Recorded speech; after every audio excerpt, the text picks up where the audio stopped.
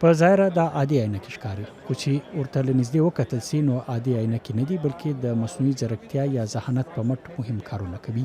په دې کې یوه وړه کیمره لګېدلې ده او پر شیشو یا لینزونو یې لیک او ویډیو ښکاري.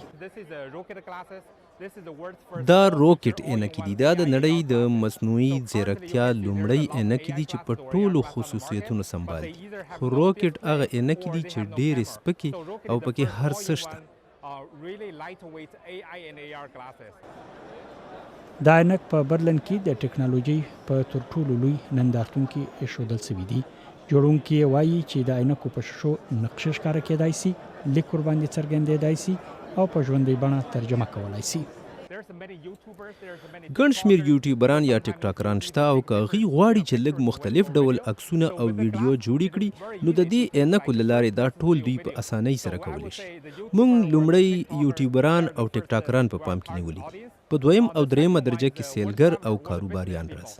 د مثال په توګه زه یورپ ته ځم، امریکا ته ځم یا نورو وړو هیوادونو ته سفر کوم. زه انګریزي وایم، چینی ژبه وایم او یا لږ جرمن ژبه وایم، خو ډیره نشم ویلی او د هر چا په خبرو هم نه پوهیږم. نو د دې عینکو په ذریعه زه له هر چا سره او ان له ځایي خلکو سره هم خبرې کولی شم. په دې عینکو کې د غږ درک کولو صلاحیت هم شته، نو استعمالونکي یې د لاس غوړولو پرته په دې کې ستا خاصیتونه بدلولای را بدلولای سي.